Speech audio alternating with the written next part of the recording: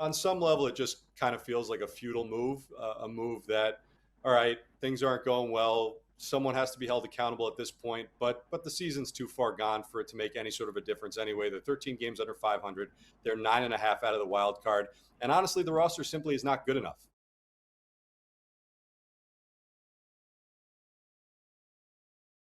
And we've got breaking news here on our SNY digital platforms. Gary Apple joined by Steve Gelbs, Chelsea Janes, our SNY MLB insider alongside, as is the former Mets general manager, Jim Duquette. Mets have made a change at manager. That coming down just a short time ago. Carlos Mendoza out as the manager of the Mets, replaced at the moment by the interim new manager, Andy Green, who has been the Mets senior vice president of baseball operations. The Mets in the midst of a 6-game losing streak, 13 games under 500.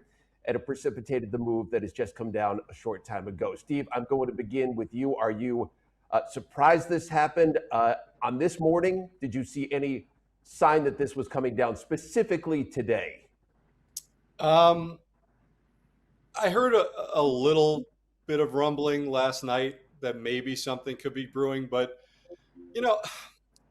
I think that if you really look at this entire situation, there was a time early in the season where if you wanted to make a move just for the sake of making a move to try and spark something, the way that we saw in Boston, and it hasn't worked out, the way that we saw in Philadelphia, and it has worked out, that was probably the time to do it. Once it got past that, I think that there was an argument that could be made that you ride it out the rest of the way with Mendoza. Obviously, the way that they've lost the last two games has been a little more jarring, I think, than at times in the past, where you're starting to see now the sloppy play, the 8 errors over the last two games. Last night, it absolutely cost them the game, those 2 errors. So I guess there was a part of me that thought, especially after the 6-error game, that if they are going to do it, they're probably going to do it now. But on some level, it just kind of feels like a futile move, a move that, all right, things aren't going well. Someone has to be held accountable at this point, but the season's too far gone for it to make any sort of a difference anyway. They're 13 games under 500. They're 9.5 out of the wild card. And honestly, the roster simply is not good enough. This roster is not going to be able to make any sort of a run to get them into contention in time to make a decision about whether or not they're going to stand pat or buy. They're going to be sellers at the deadline. And so that for me is kind of what I'm thinking with this. I don't think this is Carlos Mendoza's fault. I don't think that anybody in the organization would say this is Carlos Mendoza's fault, but usually when a team is underperforming this badly, something has to be done, and usually it is the manager that's the first to be held accountable. Jim, the Mets president of baseball operations, David Stearns, he had been steadfast. He was behind this manager. He was behind Carlos Mendoza. In your eyes, what changed that had him say this morning, okay, we're going to make this move, that's it? If we go back to, just wanted to jump on something that Steve had said. Earlier in the year, there was a point in time, especially after Alex Cora was fired with the Red Sox, Rob Thompson with the Phillies, and David Stearns kind of gave him that endorsement, right? The proverbial endorsement, which if you're a manager, you never want, right? It never goes well at the end. Like, oh crap, he just gave me the endorsement. Okay, I'm on thin ice, right? But they played better, and to be fair, they played okay. All right, that's a nice little turn. They went to the West Coast; it was better there. And then really, I think, as Steve was starting to talk about, he was getting a feel for this. I think the point of no return was this series against the Cubs. Like that seemed to be the final straw where it was bad, that doubleheader loss and how bad that looked. I checked in, and there's still the feeling like, I don't know. But, it was like, okay, maybe a different voice at this point can change things. Listen, we've seen this in our careers. It really isn't going to help. It's not going to turn this ship into a postseason team. It's roster related for sure.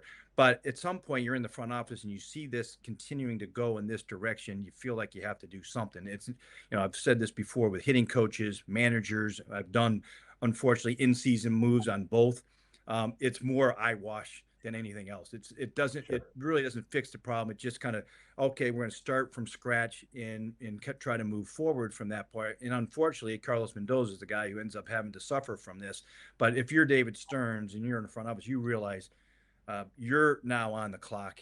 This is what you put together, and primarily the responsibility is on you, not the manager. You just happen to be the one that made the decision this time, but if this doesn't get fixed soon, you're going to end up being on the chopping block yourself pretty soon. Well, I would agree with both you and Steve here, Jim. The fact over the last couple of days, the 6 errors in the second game of the doubleheader, and then 2 more errors in the game last night that really cost the Mets. And Chelsea, we heard Carlos in his postgame address to the media say, using his words, embarrassing, routine plays that are not being made that need to be made. Were you sensing that Carlos was feeling the heat was getting too hot and that this was going to eventually happen? It's hard to say. I mean, that Thursday or the doubleheader day was just such a mess for so many reasons. And, hearing later that he was dealing with trying to figure out if everyone was okay in Venezuela, it was just like you could sense heightened emotion, but it's hard to trace, right? There was a lot going on. So, the thing I will say forever about him is when he was feeling heat, his poise was kind of unbelievable to me. I mean, I think there was day after day after day of the same questions, day after day of opportunities to say, I wish we had this guy, or injuries are a real problem. And he just said, we have to be better. We have to be better. It was a really strong, consistent message. I know, from the outside, when you see that, you think, okay, well, why aren't you better? Right. But there's kind of only so much a manager can do, as we all know. And I think the way he handled kind of just like complete falling apart of this roster around him, a whole new coaching staff that was sort of handed to him and said, here, go, with a whole new roster, and then a brutal 3 months, basically. I just thought he was so poised. So no, if he was feeling the heat, it wasn't any more than it had been, but he looked weary, I think. I'm sure Sure. you guys would agree. I thought he looked weary, but, I have a lot of respect for how he handled it. And frankly, what was going on there was a lot bigger than him. So maybe this was just had to happen at some point, and it's better it happened sooner than later. But I do agree with you guys that maybe if you were going to do it sooner made more sense, because now not only do you not have time to kind of save the season, but I think everyone kind of knows it's pure change for change's sake at this point. Yeah, I think, Chelsea, I think we all feel the same thing. I think we have great affection for Carlos Mendoza, and I think we all believe he is a very good baseball man who can be a very successful manager in the big league. Steve, do you believe there is anything Carlos could have done differently here? No, honestly, no. I mean, listen, there are little things here and there that you can pick at with every manager. You can point to certain moves. You can point to, I know a lot of people are going to point to the fact that they felt publicly, as Chelsea said, he wasn't fiery enough and he didn't give, that Terry Collins infamous speech from what year was it? Maybe 2017 or whatever it was. But I think, honestly, stuff like that is overrated. And it's similar when, Jim or Chelsea talks about eyewash or change for the sake of change now. Managers that do that for the public, they do it because they know that that's what the public wants. He's a pretty fiery guy, Carlos Mendoza. I sat next to the dugout for the entirety of his tenure. I mean, he got after it. And I know behind closed doors, he got after it as well. I do think that as this year progressed and it got worse and worse, and he was clearly a lame duck, it becomes harder and harder to do that and to hold guys accountable in certain ways that he probably would have liked. I also think his roster was so thin based on injuries and miscalculations that there were a number of places that he just simply couldn't make a move. So, no, overall, I think he did about as good a job as you could have done with this group. I don't think he ever lost the room, the respect of the players. And to Chelsea's point, and I understand that fans might not care about this. I totally get that. But I have never, ever seen a person in this game handle himself with the level of class, grace, dignity that this guy did throughout the course of 3 seasons where there were always moments, even in that first season, always moments where it could have crumbled based on how he handled things. And so I think that's why, too, by the way, not to ramble on here, but the last point I'll make, I don't know how many of you remember, but when the Mets were in the postseason in 2024, I think it was right after they got eliminated, Gary Cohen was on the air with you, Gary, and he is not one who is prone to hyperbole. right? He says strictly what he sees and what he feels, and he's generally right. And he said something about Carlos Mendoza being a guy that will be the manager of this team for the next decade. He's going to go down as one of the best managers in maybe the history of the organization, something along those lines, because that is how he carried himself, and that's what it felt like. And so, honestly, the fact that it has gotten to this point, not even 2 years later, is pretty stunning to me. I completely agree with you, Steve. And I remember Gary on the set that day making the comment that night about Carlos Mendoza. And I wonder, Chelsea, how do you think, and again, 2.5 years as the manager of the Mets here for Carlos Mendoza, is he going to be remembered for the guy who led that incredible run in 2024, the comeback, making it all the way to the National League Championship Series, or the guy who in the second half last year saw a complete collapse of his team, and then this season, 13 games under 500 through the opening 81 games? How do you think he'll be remembered?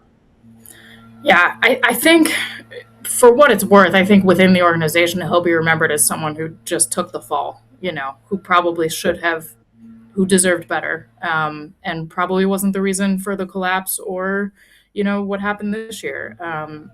I think externally there's going to be a lot of frustration. I think there will be people who think, that a different person could have gotten more out of the people in that room. But overall, I think my experience, brief though it is, with Mets fans, most of them, has been, they kind of get it. And I really think everyone kind of sees this for what it is, which is that like everything was going wrong, so something had to change. If there's an indictment against him, I think it's maybe just that there's 2 straight clubhouses that couldn't quite pull it together, and last year being the prime example. They were so close and they couldn't quite get there.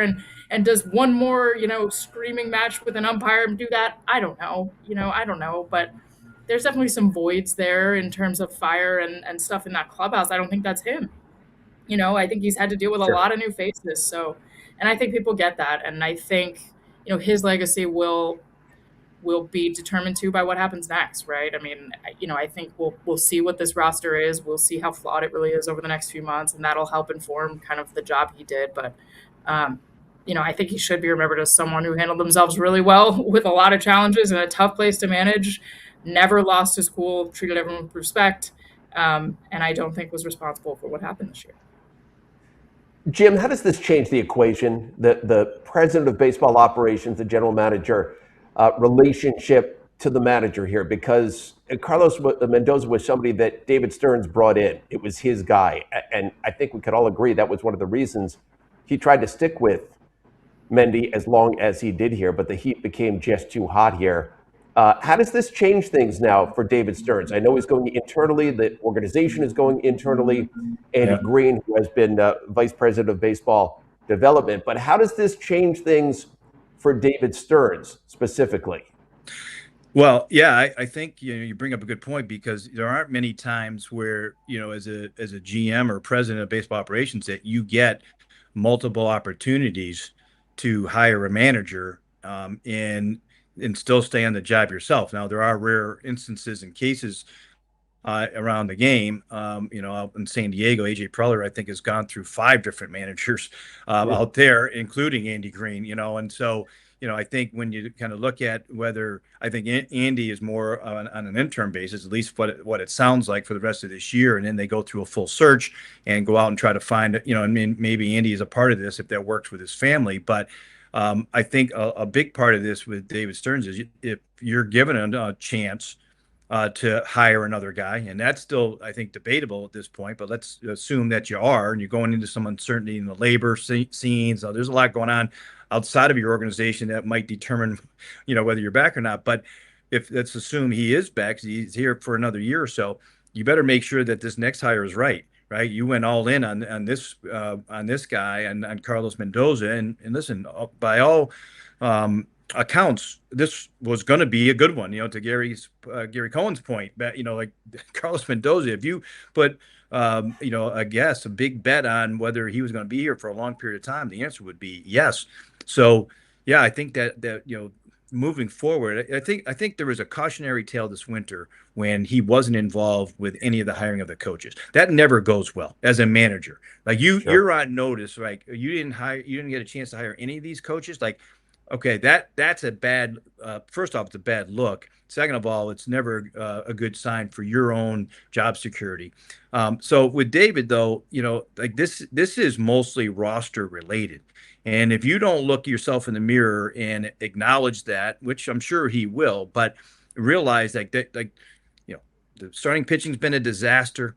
Yes, you've had a bunch of injuries, but you acquired a lot of guys that had a history of injury, and they've done what's happened. They've been injured. Like your farm system wasn't, you thought you had depth in your rotation, come through the farm system. That hasn't worked out either so far. Like there's a lot of things that have kind of gone wrong from that perspective. That I think you got to look at really, really hard and figure out how is there something wrong in your decision making here that has put you into this situation? Like there should be a full on 360-degree look at how you've built this roster and why it has gone so precipitously wrong. Yeah. Listen, let's put up a quote right now. Steve Cohen, a quote that the Mets owner, CEO, put out just a while ago, and I'm going to read it right here. He said, "I want to express my deepest gratitude to Carlos Mendoza for his leadership and unwavering commitment. He represented this organization with integrity and dedication throughout, and I wish him and his family all the best. Our commitment to bringing our fans a championship caliber team has not changed.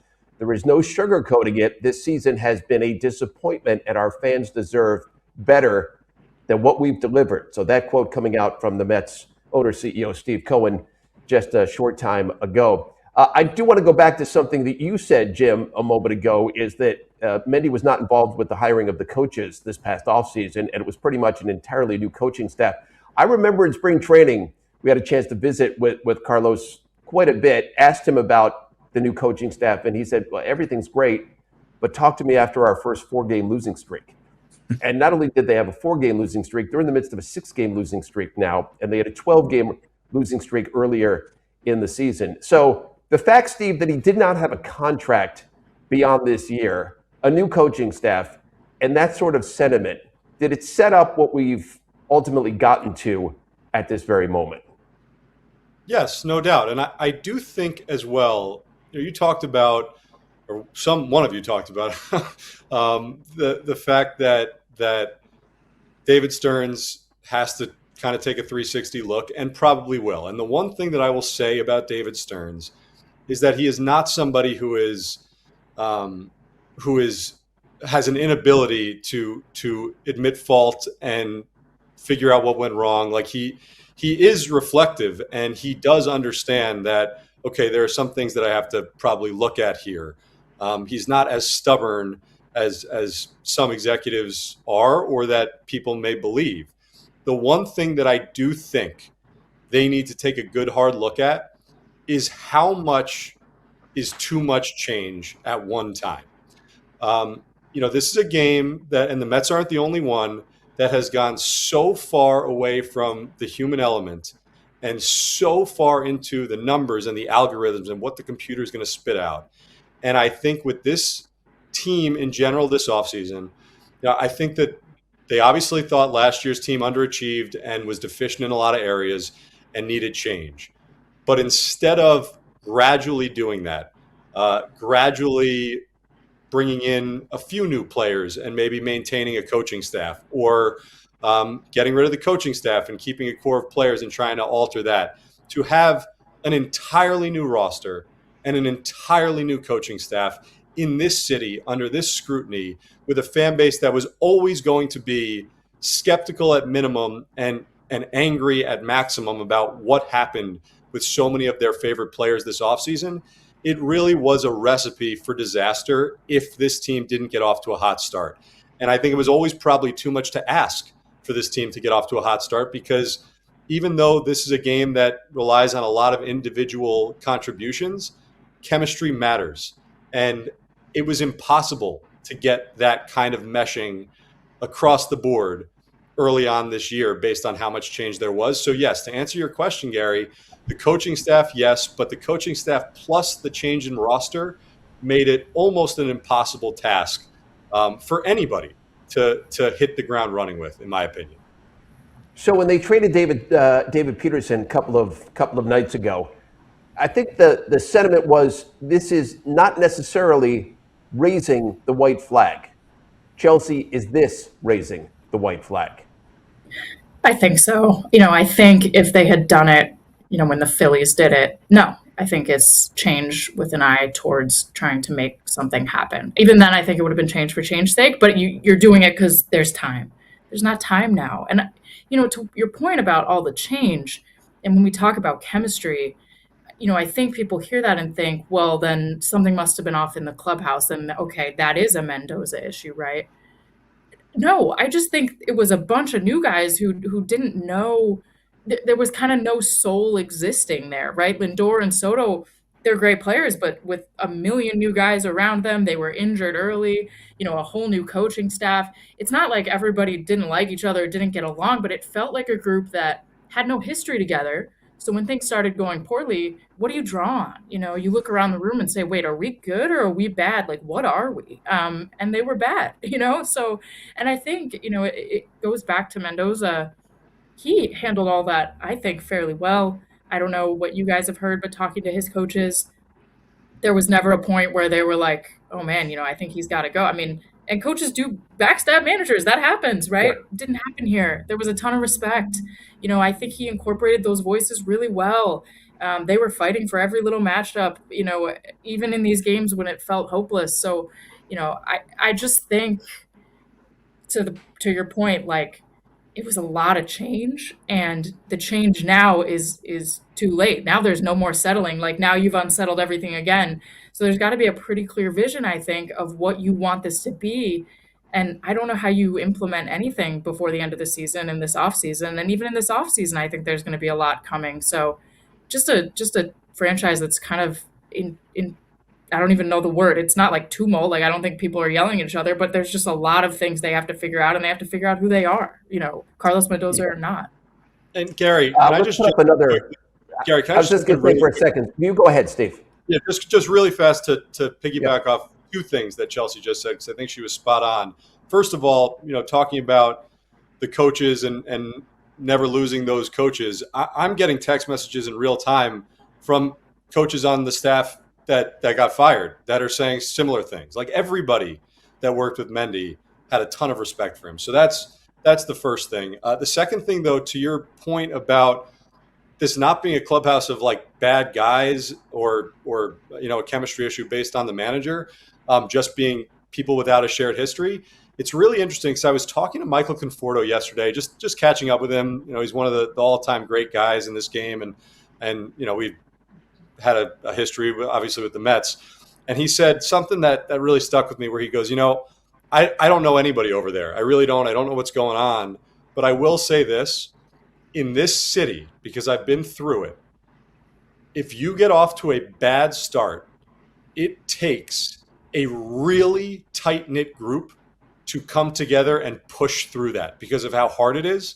And so, getting off to a bad start and having no shared history, again, this is coming from someone who's been through it, seemingly makes that an impossible task. And having a lame duck manager. I mean, the fact is, did not have a contract beyond this season, which added to the fire. Let's put up a quote here from David Stearns, the Mets president of baseball operations. The Mets put out a release earlier today announcing this move. This is what David had to say. Carlos has led the organization with passion and grace and is beloved by everyone who works with him on a daily basis. Carlos' impact on our players, staff, and culture over the last 3 seasons has been transformative. Unfortunately, we know we are falling short and change is necessary to move forward, close quote. That the Mets president of baseball operations, David Stearns, in the release that came out a couple of hours ago. Jim, fill us in more on Andy Green, who's taking over on the interim basis. Again, he managed in San Diego 3.5, 4 years, played in the big leagues for a few years, again, has been the Mets senior vice president of baseball development. Fill us in a little bit more on Andy. Well, there's a lot of positives that he brings. I mean, obviously having major league managerial experience, that helps a lot, right? In that type of situation, you want to put somebody in that they right out of the gate they can manage a game and knows the personnel and he knows the system about as well as anybody. So when guys come up to help, and obviously there's a couple of young guys at the big league level right now that Andy knows really well, right? And Benjamin Ewing, and there'll be others for sure. There's a comfort level for any young player coming up that listen, there's always a transition that you go through when you're at the big league level, but that will be an easy transition for anybody that they decide to bring up moving forward with Andy. The big question for me, and he's a guy that has he's a very sarcastic humor type of guy that I have gotten to know he used to come on my radio show every couple of weeks for like the 5-year period he's with the Padres. I love the guy. I think he's an excellent baseball guy. Like he's very detail oriented. He's going to get after it with the infield. Listen, the infield's going to look good with Lindor back anyway, but that's going to be a priority for him because he's a good infield instructor and a guy that's had not only the managing experience, but he was a bench coach there in Chicago under David Ross, when Rossi was the manager there. So he's got quite a bit of experience at the major league level. So that will be an easy transition for him. And moving forward, handling the media will not be a problem. I think there'll be some, entertaining conversations that we've had with him. So I think there's a positive there. I just don't know going forward if this makes sense for him, for his family. He's got a family that's at the high school age, a couple of kids that I think he's been resistant to take a manager's job in any other organization because of that. This was a great fit for him overseeing the player development. So, but things change too. If the team starts to play well, they're able to convince him to stay on. Maybe he is a long-term solution, but I don't think he's looking at it like that. I think he's looking at it for the rest of this year. Just try to have an impact on this team moving forward. And I think, when you look at guys, there's only a couple of guys you could really look at in the organization that would have a seamless transition. Carlos Beltran's one. This Hall of Fame stuff that to me complicates things, and maybe they asked him and it wasn't right for him. But Andy Green, I think, is a pretty seamless transition, I think, for the rest of the year. Yeah, Chelsea, follow on that if you can. Do you think this is just an 81-game thing for Andy Green, or could you see a scenario where he is there for the long haul? Yeah, I mean, I could see it in the same way, as Jim mentioned. I'm less familiar with his family stuff. I'm sure that's a huge influence, but I do think in an ideal world there's a search. But I also think, the interim thing is important because I think a lot can change between now and the offseason. And when we get to the point of making a decision about who's in the dugout in 2027, we've alluded to the lockout. Who knows what this roster will look like? Will David Stearns be here? Right. So to me, it's a very interim tag, but not because Andy Green couldn't handle being the manager long term. And maybe we'll even have a really nice impact on this team in the next few months, just because I think there's so much uncertainty coming that it would be hard for anyone to sort of in good conscience commit to anything past that. Steve, it is amazing, and you spoke about it a short time ago, the fact that we played 81 games this season. Mets have played 81 games. Juan Soto and Francisco Lindor have played together 9 times. I mean, that in so many ways is at the very core of what has gone wrong with this team. If they're back on the field together, if they start playing together, can you see a scenario with this team where things do begin to change here moving forward? Honestly, no. I mean, I'm just being honest. And listen, this is a week ago, right? Things change very quickly in this sport. A week ago, and I'm not running away from this, a week ago today, I did something on social media where I said, I'm seeing signs that maybe they can go on a run. And in large part, it was because, hey, the offense was coming around and Lindor was coming back, and the bullpen's been amazing. Okay, let's look at this starting staff. And Peralta, McLean, I thought Manaea was coming on, Christian Scott's coming back. Can you find one more pitcher on the back end of that rotation, and maybe you can get something going? A lot has changed in the week, right? When I talked about that a week ago today, they were 5 games out of the wild card. They're 9.5 games out of the wild card right now. And what has become clear or clearer in this week is that they don't have the starting pitching to sustain any sort of a run. So if I was looking at things right now and said, you know what, the only thing missing is offensively they need a little bit more, then sure, Francisco Lindor and Juan Soto playing together, that would be a big deal. And it is a big deal, don't get me wrong. But again, this is not a 3-month runway here. They have 3-4 weeks to convince David and Steve Cohen to buy or to stand pat. And there just seems to me to be very little path to that happening. So at the end of the day, what I foresee happening is they are forced to sell at the deadline. Their biggest pieces at the deadline are going to be in the bullpen, and that has been the best unit on the team. And so all of a sudden now the bullpen's going to get worse. The starting pitching is probably going to get worse because Peralta is going to be gone in all likelihood if you do a sale like that. So it just, again, this isn't to, I'm not trying to be all doom and gloom, but I just think it's too late. I think it's too late for the 2026 Mets. And as much of a disappointment as it's been that Lindor and Soto haven't been in the lineup together, and that certainly contributed to the bad season, to me, it's too late for that to make enough of an impact wins and losses wise. Jim, follow up on that and your thought as to what Steve just had to say. Yeah, I think when you look at it, simply, you mentioned the 9 games that they played together. I think they're 3-16 without Soto, and they're 500 with Soto. That's not even counting Lindor, right? But it's more than. All right, we lost Jim just for the moment. We'll get him back. We'll reestablish. Who cut him off, Gary? Who pulled the plug?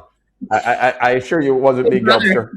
Yeah, but Chelsea, okay, before we get Jim back, and we'll reestablish with Jim, why don't you follow up on what Steve had to say, what Jim was speaking about there?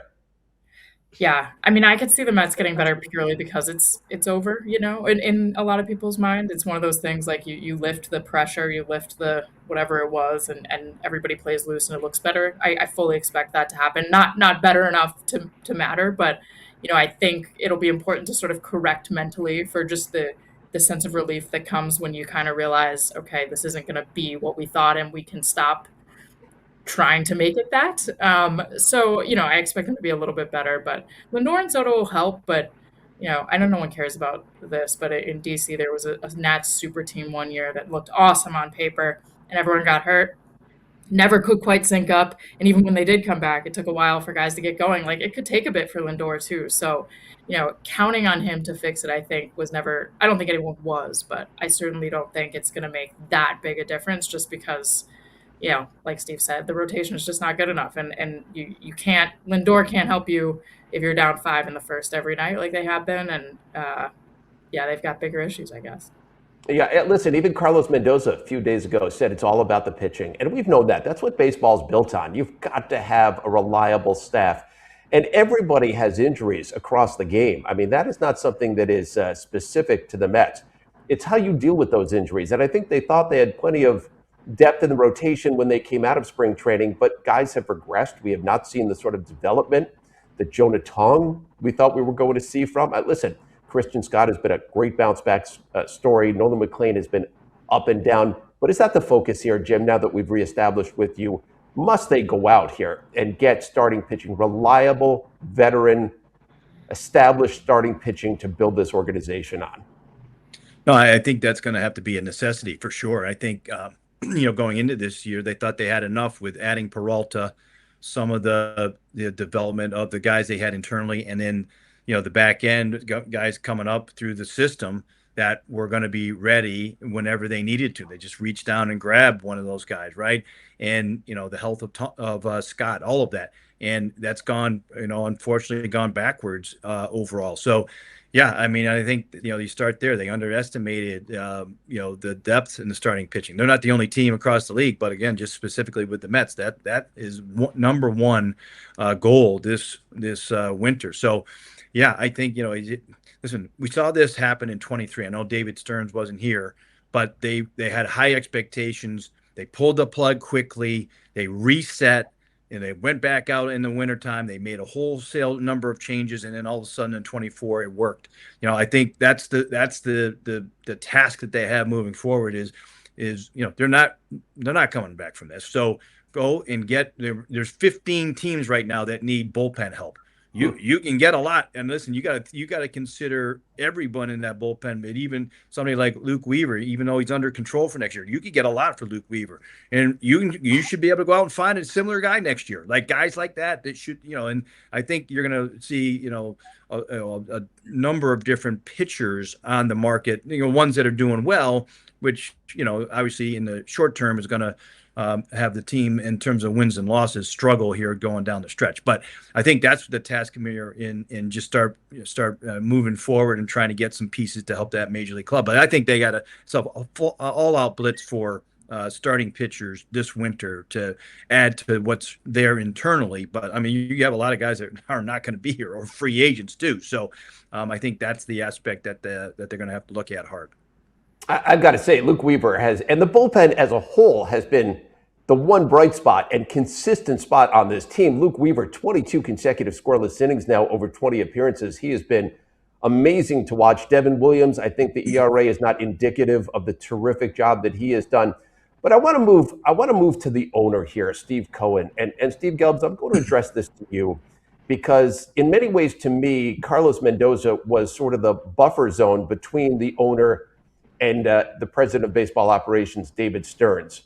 Now that Carlos is not in the mix anymore, does this turn up the heat on David and really put him in the crosshairs here moving forward? It's an interesting question, Gary, because, again, I think I don't know why I said again, we haven't talked about this yet, but publicly, right? When the manager is out front every day, people, the fans, you can say, well, that's kind of the buffer in between him and the GM or the president of baseball operations. But I do think that everybody, and I said this at the beginning of this breaking news coverage too, everybody in the organization, including David, would probably acknowledge that the issue is the roster. And there were mistakes made. Yes, there were injuries, but there were mistakes made. I don't know that Steve Cohen needed anything to change with the manager to understand that was the fact and that was the case. So I think the heat is already pretty high on Stearns. Now, high enough where Steve Cohen would decide he wants to make a move after this year, that I don't know.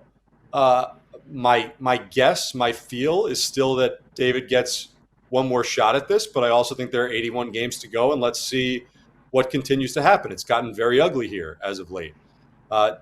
Steve Cohen is somebody who is desperate to make this team a winner. Steve and Alex Cohen, and they are not going to accept this for much longer.